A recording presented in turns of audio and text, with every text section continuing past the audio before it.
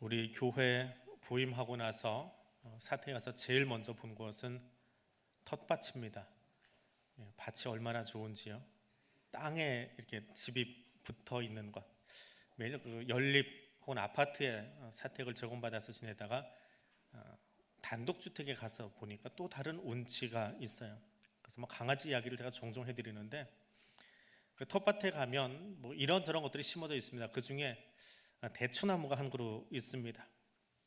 그러면 한 해 동안에 다른 나무들은 잘 자랐는데 유독 대추나무는 잘못 챙겨서 그런지 병이 들어버렸습니다. 그래서 잘 자라지를 못했습니다. 그 상태로 좀 겨울 나기를 하고 있는 중입니다. 연초에 병이 들었다 해서 저걸 베어버릴까라고 하다가 이런저런 이유가 있어서 아직은 겨울을 지나도록 내버려 두고 있습니다.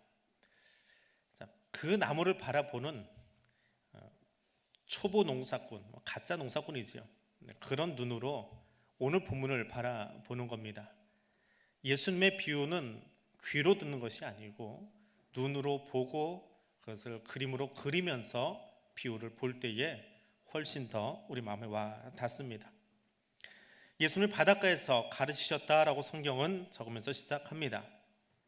마가는 그 예수님의 가르침이 어느 하루 반짝하고 나타난 것이 아니라 계속해서 다시 반복해서 일어난 일이다라고 적고 있습니다. 여러분 성경은 어떻게 되어 있는지 모르지만 제가 들고 있는 이 성경책은 방금 요 문장 거기만 빨간 줄이 쳐 있습니다. 뒤에 비유보다 사실은 이 1절 초반부에 나오는 예수님이 다시 바닷가에서 가르치셨다라고 하는 이 문장 자체가 굉장히 혁명적인 사건이라는 겁니다. 당시의 바리새인이나 서기관들, 소위 랍비, 선생이라 일컫는 사람들은 성전이나 회당에서 가르쳤습니다. 그런데 랍비라 일컫는 예수는 회당이 아니라 그들의 삶의 자리, 바닷가, 거기는 그곳에 가셔서 사람들을 가르치셨습니다. 이것은 그들에게는 굉장히 혁명적인, 파격적인 사건입니다. 예수님은 학교에서 가르치신 것이 아니라 그들의 삶의 자리에 들어가셔서 오늘 말씀을 건네주고 있습니다. 그리고 바닷가에서 가르친 예수님은 둘러서 있는 무리들에게는 비유를 들려주시고 제자들은 따로 불러서 이 비유의 의미가 무엇인지를 설명까지 해주셨습니다. 그는 아주 급박하게 성경 봉독을 하면서 그 부분을 살짝 흉내를 내봤는데 들으셨는지 모르겠어요. 비유가 끝나자마자 다급하게 명령조로 하시는 이야기가 있습니다. 귀 있는 자는 들으라 라고 하는 메시지입니다. 이 메시지는 바꾸어 이야기하면 무리들이 다 듣고는 있지만 귀 있는 자만 들어라, 나머지는 듣지 못한다라고 하는 뜻이 담겨 있습니다. 왜냐하면 여전히 예수에 대해서, 말씀에 대해서, 상황에 대해서 반대하고 비난하고 거절하고 오해하고 있기 때문에 그들에게는 예수의 말씀이 감추어져 있다라고 하는 것입니다. 또 하나 오늘 본문 말씀 속에는 예수님이 가르치셨다라고 2절에 나오는데 우리말 성경에는 번역되지 않은 단어가 하나 있습니다. 보아라, 그리고 내가 가르친다라고 하는, 보라라고 하는 단어가 번역이 안 되어 있습니다. 제자들은 듣기만 하는 것이 아니라 눈으로 보는 것입니다. 제가 설교를 시작하면서 저희 집 텃밭 이야기를 한 것은 지나가면서 보시던지 머릿속으로 그 그림을 상상하면서 들으라라고 하는 겁니다. 예수님의 말씀은 설교로만 된 적은 없습니다. 그러나 눈으로 볼 수 있는 무엇인가를 계속 제공해 주셨는데 오늘 본문도 바라봄에서 시작되었다라고 하는 것입니다. 배에서 예수님이 무리들에게 들으라라고 하시면서 씨 뿌리는 자의 비유를 이야기해 주십니다. 배 위에서 예수님이 서 있고 회중은, 무리들은 바닷가에 서 있습니다. 그들에게 먼저 하신 이야기는 보라라고 하는 겁니다. 무엇을 볼까요? 바닷가 가장자리에 있는 평야지대, 옥토와 같은 평야지대를 보라는 겁니다. 거기 씨 뿌리고 있는 사람들을 보라라고 하는 거예요. 그걸 보면서 귀로는 내 이야기를 들으라라고 하는 겁니다.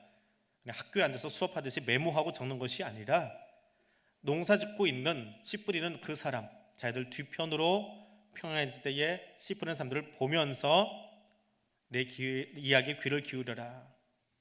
지금 그 농부들은 바구니에 있는 씨를 바닥에 뿌리거나 혹은 조금 넓은 땅에서는 자루에다가 그 나다를 집어넣고 거기에 구멍을 뚫어서 짐승에게 짊어지워 줍니다. 그럼 짐승이 걸어가는 동안에 그 충격에 조금씩 길 양 옆으로 짐승이 걸어가는 곳에 씨가 뿌려져서 열매를 맺게 되는 그런 이스라엘의 농사 짓는 모습을 보라라고 하는 겁니다. 자, 씨 뿌리는 사람의 모습이 보입니다. 그 사람들의 모습을 보면서 오늘 본문을 상상해서 보십시오. 농부는 평소에 걷던 길을 따라서 씨를 뿌리고 있습니다. 공중에 흩날리던 씨가 땅에 떨어집니다. 근데 그것이 길가에 떨어졌습니다. 그런데 순식간에 새들이 달려와서 그것을 다 먹어치웠더라, 개골스럽게 먹어버렸다라고 성경은 적고 있습니다. 농부가 뿌리기가 무섭게 새들이 날아와서 남김없이 쪼아 먹어버린 현장이 길가에 떨어진 씨의 모습입니다.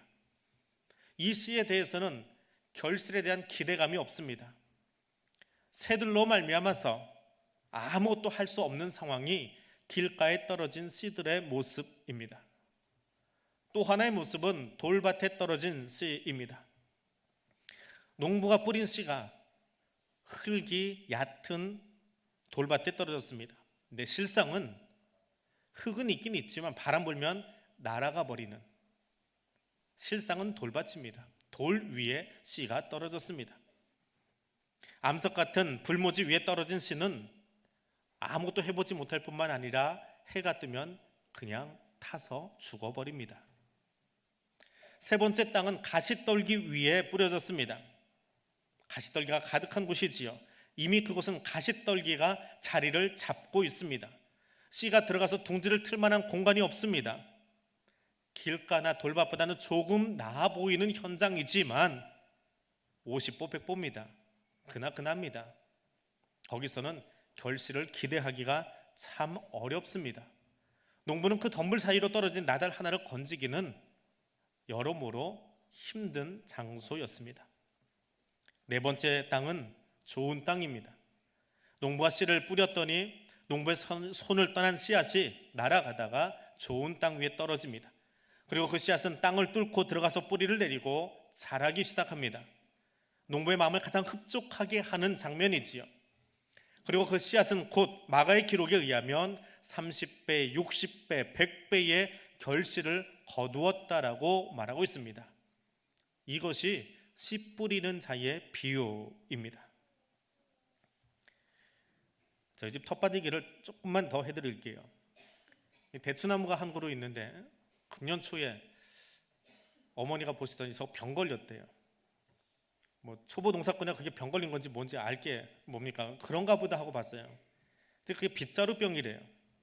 어머니 그게 뭐예요? 그랬더니 나중에 빗자루가 같이 축 늘어져 버려요. 열매는 없이 이파리만 있다고 자리 차지한다고 베어야 될 것 같답니다. 근데 베는 건 문제가 아닌데 톱이 있으니까 그냥 자르면 되는데 이 나무를 치워야 되잖아요. 근데 저 혼자 안 돼서 교회 와서 몇몇 집사님께 이야기를 했습니다. 그랬더니 당신이 오셔서, 어떤 분이 오셔서 전지를 해주시겠대요. 그 병 걸린 부분 좀 자르고 나무를 잘 만들어 주시겠대요. 근데 여태 안 오셨어요. 바쁘신가 봐요. 그리고 좀 넘어갔습니다.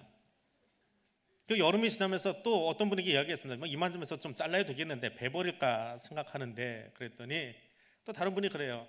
목사님, 그래서 약을 한번 줘볼게요. 저희 집도 약을 쳤더니 이게 대추가 큼지막하게 열려요. 그러니까 좀 기다리세요. 그분도 안 오셨어요. 그래서 지난 바자회 어간에 한 번 또 여쭤봤습니다. 왜 안 오세요? 그랬더니 목사님, 지금 거기다 약 주면 나무 죽으라는 얘기입니다. 가을은 나무가 쉬어야지요. 나무가 자랄 때 약을 줘야 걔가 먹고 싱싱해지지, 지금 좀 죽으라는 거예요. 힘에 붙입니다. 쉴 때는 쉬어야 되는 거예요. 그래서 그래요? 그럼 언제 주실 건데요? 그때 내년 봄에 주신대요. 제 마음속에 그런 생각이 있었습니다. 잎이 무성한 무화과나무를 바라보면서 저주했던 예수님 생각이 나요. 톱 들고 올라가서 너 열매도 못 맺는 격으로 저주했으면 어떻게 됐을까? 초보 농사꾼은 그런 마음으로 바라보고 있는데 누군가 지나가던 교우분들은 제가 전지도 해볼게요, 제가 약도 줘볼게요, 조금만 더 기다려보세요, 안타깝기는 하면서도 여전히 그 나무를 바라보고 뭔가를 더 해보고 싶어하는 마음이 있더라라고 하는 겁니다. 내년 봄쯤 보약 먹여보고 진짜 대추가 크게 열릴지 지금 보려고 기다리고 있는 중입니다.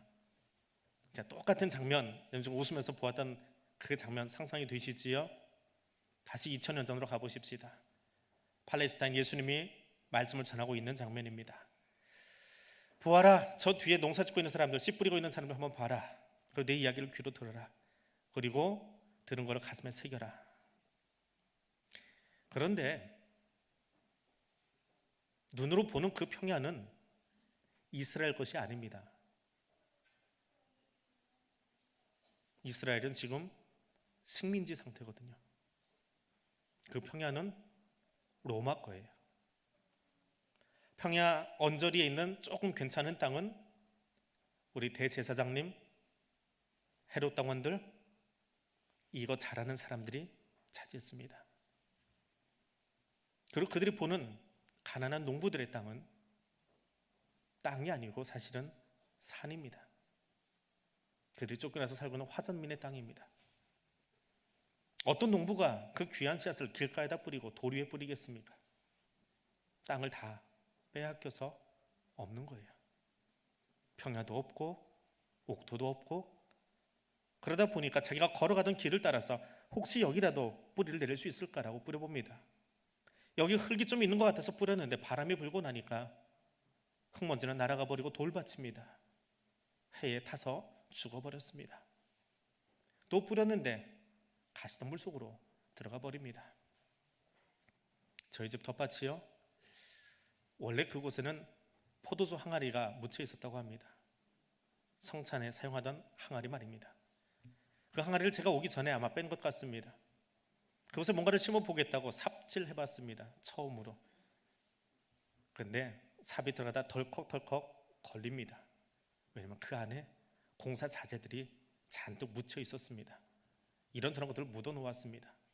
농사 짓기 위한 땅이 아니었기에 식물을 심어 놓으면 그 시멘트 기운에, 벽돌 기운에 얘들이 맥을 못 쳤습니다. 그 벽돌 끄집어내는데 한 2년은 뒤엎었던 것 같습니다. 아직도 남아있긴 하지만 그래도 뿌리 내릴 만큼 깊이까지는 좀 솎아 주었습니다. 근데 그렇게 척박한 텃밭이지만 너무 잘 자라는 게 하나 있어요. 사택 앞을 지나가 보신 분들 요즘 꼭 한마디씩 하십니다. 목사님, 저 넝쿨 참 멋있어요. 그거 새 뿌리밖에 안 됩니다. 그런데 창문을 다 덮어버려요. 2층 베란다에 가서 보면 정말 무성합니다. 그게 덩굴식물이에요. 정말 무성합니다. 땅이 아무리 척박해도요. 이스라엘 팔레스타인 땅에 가면은 흔하게 볼 수 있는 식물이 하나 있습니다. 그게 가시덤불입니다. 여기저기 있습니다. 그냥 일상의 삶입니다. 누구나 볼 수 있습니다. 그러나 너무나 생명력이 강해서 다른 것이 들어오면 도무지 뿌리 내리지 못하는, 방해하는 그것이 가시덤불입니다. 그곳에 고달픈 농부들이 옥토를 뺏기고 좋은 땅 뺏기고 지나가는 그 길 위에 돌인 줄 모르고 그저 그 위에, 혹은 가시덤불일지라도 그냥 뿌려보는 겁니다. 얻을 때까지요. 그 중에 하나라도 좋은 땅에 떨어지면 2배는 5배는 나올 테니까. 그러다 어느 날 그것이 30배가 되어지고 60배가 되어지고 100배가 되어지면 농부는 신이 나겠지요. 그 마음으로 포기하지 않고 뿌리고 있는 겁니다. 사람들이 지나가던 길 위에 자그마한 땅 위로 씨를 뿌립니다. 그것은 고달픈 삶을 살아가고 있는 농부들의 모습입니다. 산 위의 땅을 고르게 해보고 씨를 뿌려봅니다. 흙으로 덮인 것 같아서 뿌렸는데 잠시 후에 바람이 불고 보니까 사실은 돌멩이 위에 뿌려졌습니다. 해가 뜨자마자 씨앗은 타버립니다. 손을 아무리 열심히 휘저어봐도 새떼는 얼마나 열심히 날아오는지 정말 개걸스럽게 자기들의 모인 줄 알고 죄다 먹어버리고 날아가더라라고 하는 표현이 길가에 떨어진 모습이기도 합니다. 잡초 가득한 그곳에 씨를 뿌립니다. 얼마나 생명이 강한 덩굴식물인가요? 거기 이 씨앗들이 뿌리 내릴 수 있을까요? 그런데 농부는 씨를 뿌립니다. 길가에 떨어져도, 돌밭에 떨어져도, 가시덤불 속에 떨어져도 그 중에 어느 하나인가는 좋은 밭에 떨어져서 열매 맺을 것 같은 희망, 그거 하나 들고 지금 뿌리고 있는 겁니다. 삶이 너무 힘들어요. 땅도 빼앗기고 나라도 빼앗기고 집도 없어요. 말 잘못하면 다 끌려가는 그 로마 치하에서 살아가고 있습니다. 질식할 것 같은, 멱살 잡혀서 숨을 못 쉴 것 같은 삶이지만 농부는 포기할 수 없어요. 왜? 씨 뿌리는 거 포기하면 우리 가족 굶어 죽으니까요.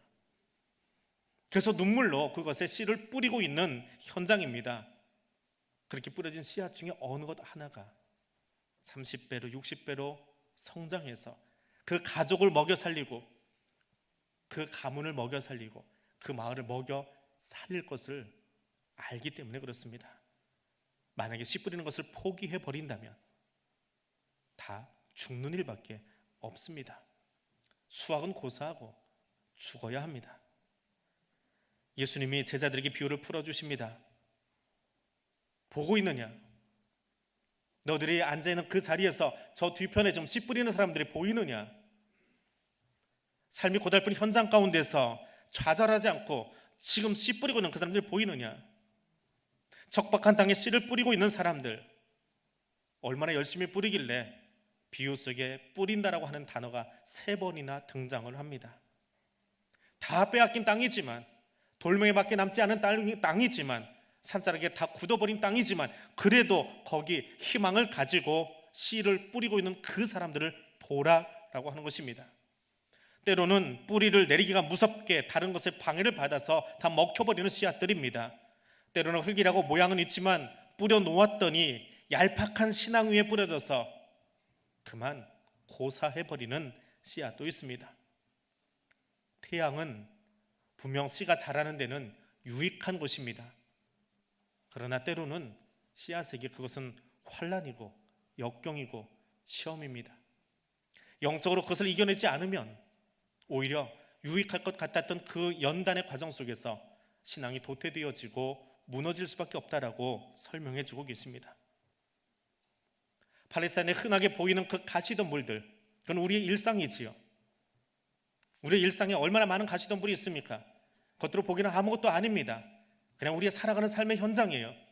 근데 어느 순간 내가 좀 잘하고 싶을 때에, 내 신앙을 키워가고 싶을 때에 그 가시덤불은 나의 신앙의 성장을 방해하고 막아버리고 넘어뜨리고 맙니다.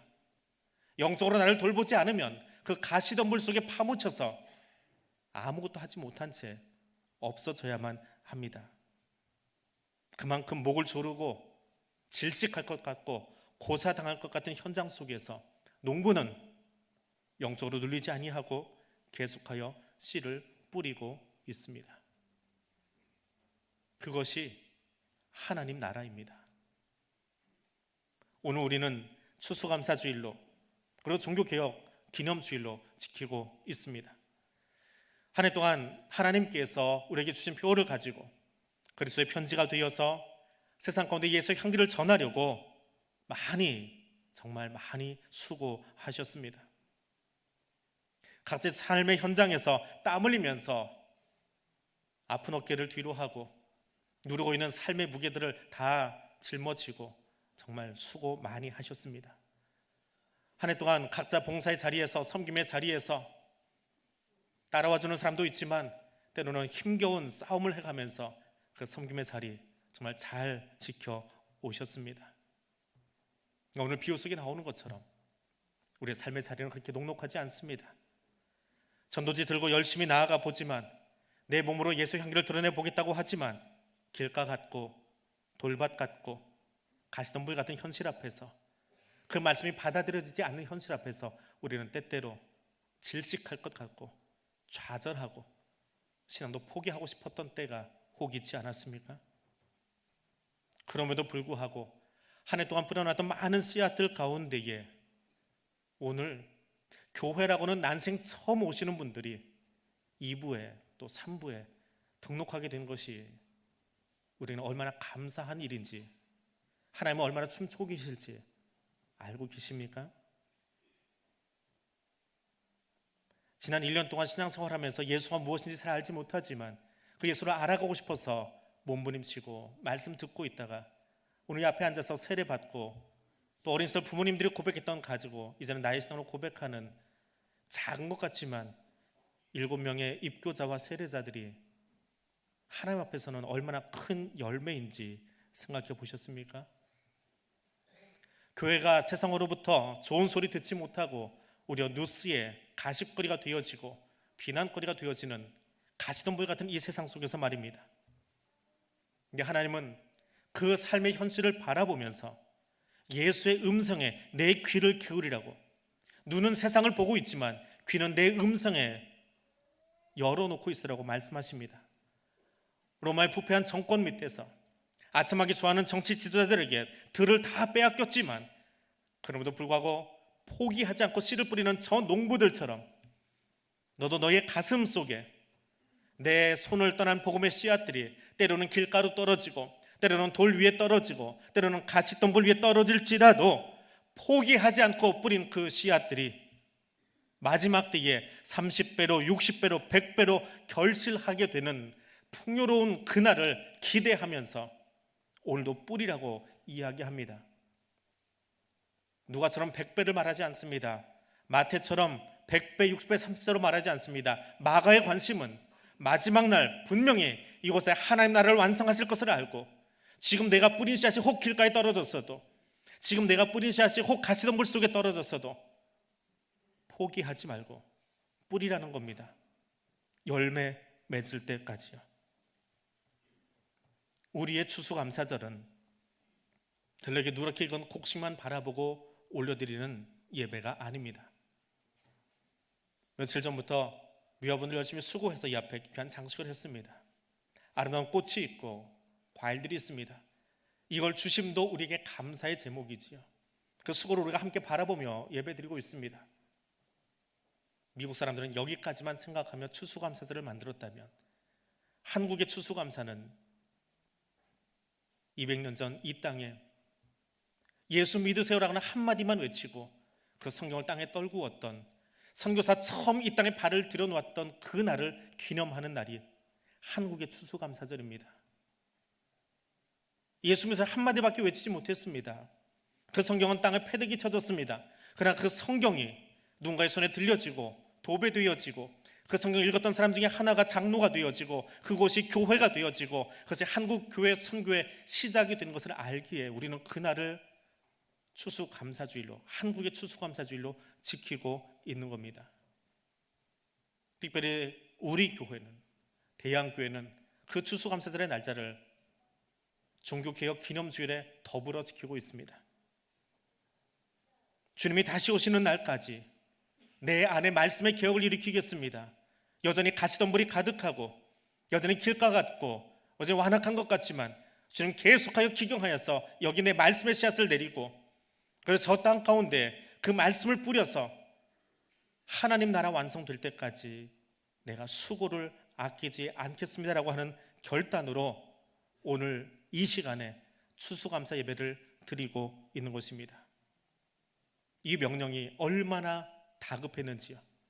주님은 이 비유를 마치시면서 아주 강하게 그리고 급하게 명령하며 말씀하십니다. 9절 말씀 같이 읽겠습니다. 또 이르시되 들을 귀 있는 자는 들으라 하시니라. 비유가 마치자마자 주님은 급하게 숨도 쉬지 않고 9절을 이야기하십니다. 내 말을 듣고 나의 삶과 이 땅에 성령의 열매가 가득하도록 하나님의 말씀의 씨앗을 끊임없이 뿌리는 자, 길가에 뿌려도 괜찮고 돌짝밭에도 괜찮고 가시떨기밭에도 괜찮다, 너는 열매 맺을 때까지 뿌리는 자 되라고 말씀하시는 주님의 음성에 귀 기울이며 감사 예배를 드릴 수 있는 하나님의 사람들 되시기를 바랍니다. 기도하겠습니다. 추수의 계절을 허락하신 하나님, 들판에 오곡백과가 열매 맺도록 허락하신 하나님, 한 해 동안 우리에게 주신 각양의 제목을 담아 감사로 올려드립니다. 이른 비와 늦은 비로 베푸실 은총을 기대하며 말씀을 가슴에 담습니다.